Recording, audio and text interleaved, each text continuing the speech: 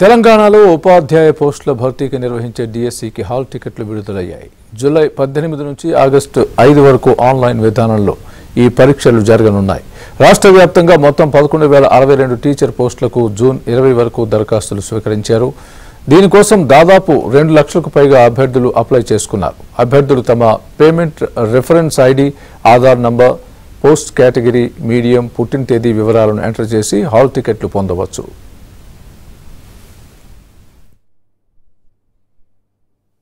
July 18 నుంచి August 5 వరకు online విధానంలో ఈ పరీక్షలు జరగనున్నాయి.